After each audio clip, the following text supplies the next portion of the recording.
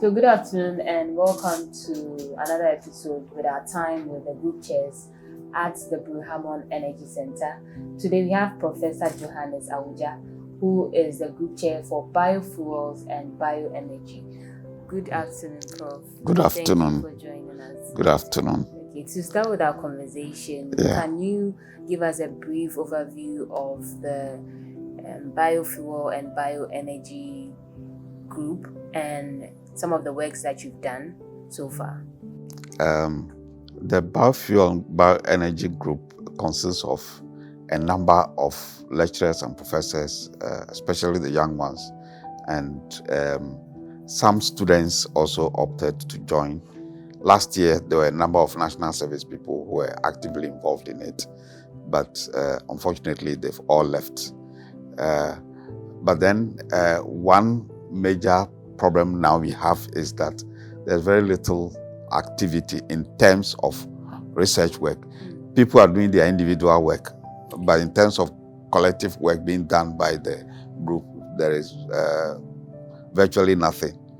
Okay, and there is nothing which is directly related to the energy center because we don't have any funding for anything. So people try to do small things here and there.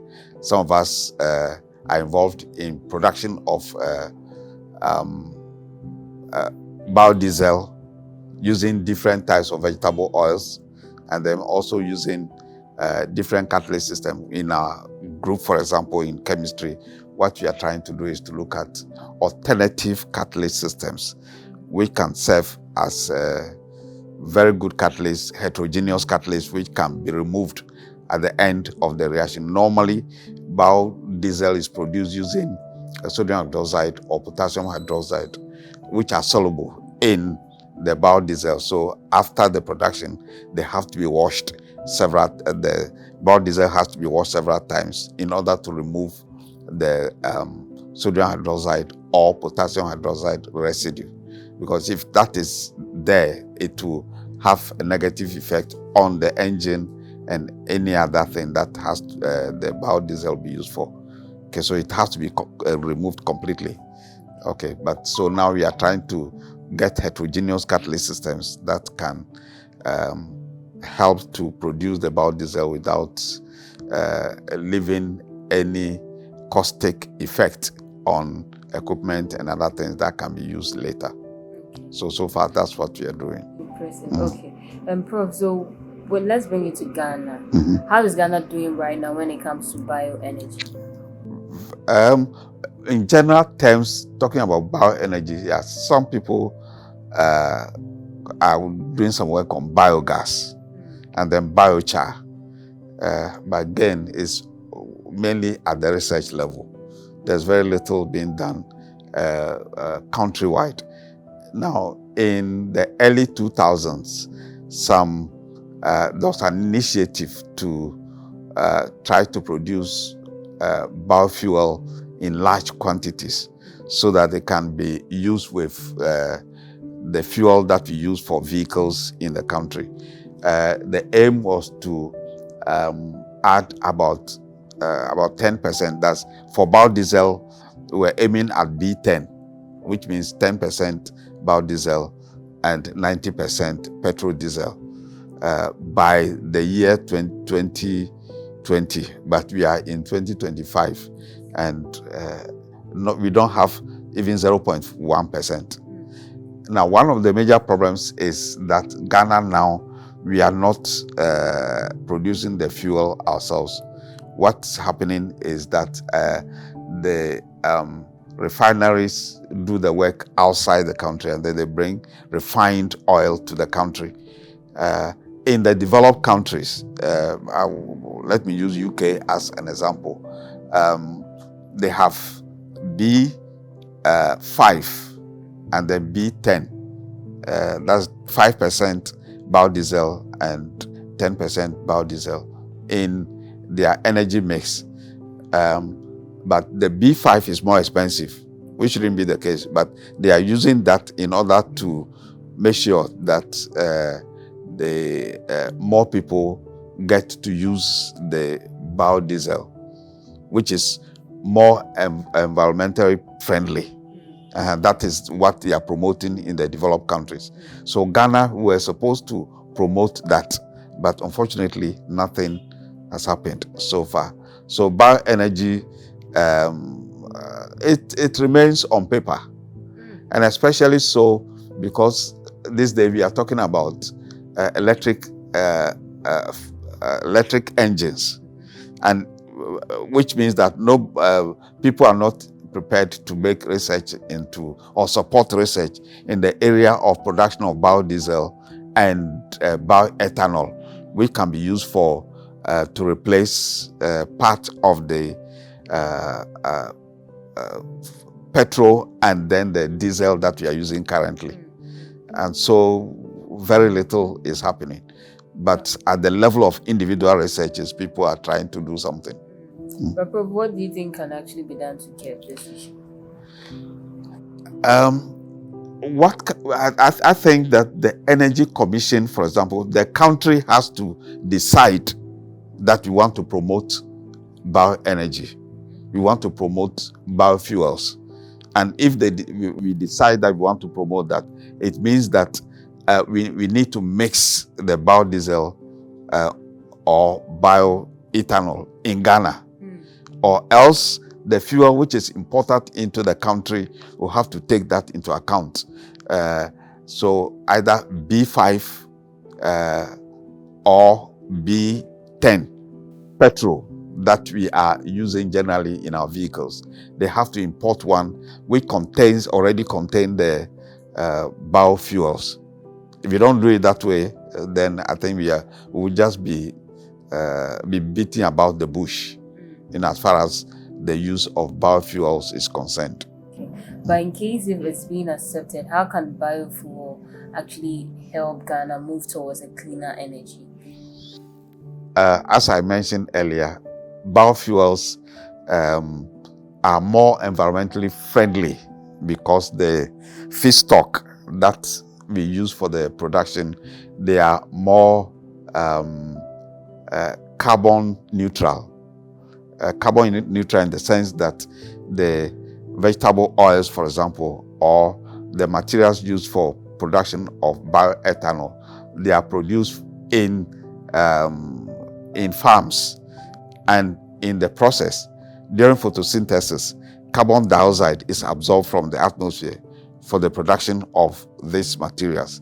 And then when the fuel is being used, it releases carbon dioxide into the atmosphere. So it's basically a cycle which produces carbon dioxide and uses the carbon dioxide at the same time. So that is the advantage. The other thing is the biofuels are more friendly to the engines. The lubricity, for example, of the engines is increased when you use biofuel, whereas the ordinary fuel, it can affect the engine negatively. Then the cetane number is also increased when we use biofuel. So these are some of the advantages that we can have, but we need a concerted effort. The government, through the Energy Commission, for example, will have to ensure that we want to have biofuel in our energy mix. Unless that is done, I don't think we can go anywhere. And that is why, as I said, in the early early 2000s, when Prof. Brew-Hammond was the chairman of the Energy Commission, one of the things that he was trying to promote at the Energy Centre here was to make sure that our energy mix contains some amount of biofuel. And the Renewable Energy Law, which was developed around 2011 or so, had a component which indicated that we should have about at least 10% by the year 2020. And we are in 2025, we don't have 0.1%. You talk about the fact that So far, there hasn't been any project that has been done by the biofuels and the bioenergy. In the past few years, yes. Are there any upcoming projects that are coming up? One of the areas that we are trying to look at is what is called hydrogenated vegetable oil, HVO. That's a new type of biofuel which is coming up, and this is based on taking ordinary vegetable oils, hydrogenating them so that they become more useful. And a number of countries like Malaysia, Indonesia, they are trying that now. And they are using, they claim that they are using the waste from palm oil production for the production of this hydrogenated vegetable oil. And it is also claimed that it is more efficient than diesel oil. Okay. And even biodiesel. Okay, so they are doing a lot of work on that now, and we are yet to test that in Ghana. So that's something that we want to consider. That will require making use of palm oil and then palm kernel oil, and then converting that, trying hydrogenation on that under pressure and higher temperature. And we need to develop the process for it. When you're hydrogenating, and what does it mean? Hydrogenating means you'll be adding hydrogen, and so that the hydrogen will add across any unsaturation within the oil. So it becomes fully saturated. So when that happens, then it can act, it will behave just like any ordinary diesel oil. So that's the purpose. And it is known that that is more efficient than the ordinary biofuel that we have been using so far. Okay, Prof, just to wrap it up, if there are institutions you'd want to reach out to join the Biofuels and Bioenergy group so that we can champion some of these research in this field.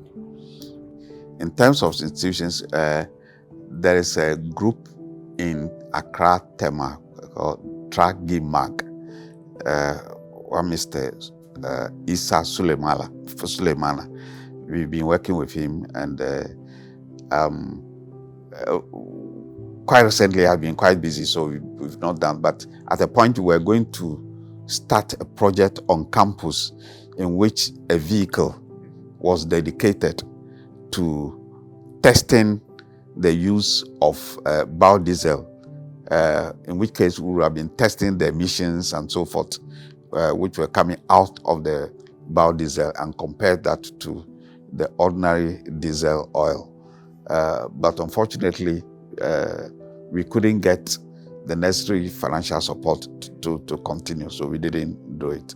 So in that particular project, the mechanical engineering, the Faculty of Mechanical and Chemical Engineering, they had donated an old vehicle which was acquired by Prof. Brew-Hammond for his earlier project. And so they were going to give that for that project. And Mr. Suleimana had also donated equipment for the production of the biodiesel in large quantities. So it's there now in agric engineering. Okay, but as I said, there were other things that we needed to be able to do it, and we couldn't get, so we could not continue with that. And the vehicle was taken back by the faculty, so it's no longer available for that kind of project. Okay, then I also think that an important aspect of the production of biodiesel in particular is the fact that it can be produced in farms, and once it's produced, it can be used to power tractors, so that it can be used within the farm itself. There was a time that we also had a discussion with VRA about the possibility of producing large quantities of biodiesel, so that they use that to generate electricity. They agreed on that, but somewhere along the line again, that fell